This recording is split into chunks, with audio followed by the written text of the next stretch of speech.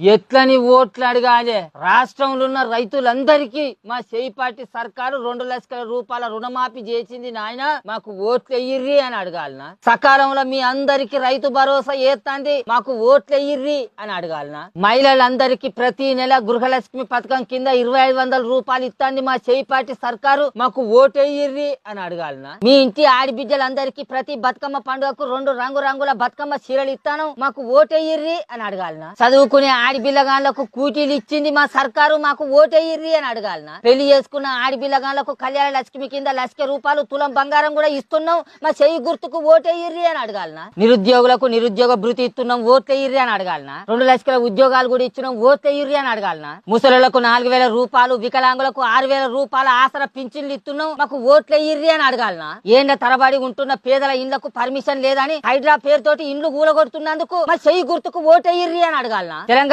ఉద్యమకారులకు ఇంటడుగు జాగా ఇంద్రం ఇల్లు ఇస్తామని చెప్పినాం, ఇచ్చినాం, మా చేయి గుర్తుకు ఓటెయ్యిర్రి అని అడగాలనా? ఆటోలు నడుపుకునే తమ్ముళ్లకు సంవత్సరానికి 12,000 రూపాయల భృతి ఇస్తామని చెప్పి ఇచ్చినాం అని మా చేయి గుర్తుకు ఓటెయ్యిర్రి అని అడగాలనా? ఇప్పుడు చెప్పు, ఊళ్ళో నేను సర్పంచ్ గా నిలబడతానా మా పార్టీ తరపున, నాకు ఓటెయ్యిర్రి అని ఏ ముఖం పెట్టుకొని పోయి అడగమంటావు చెప్పు.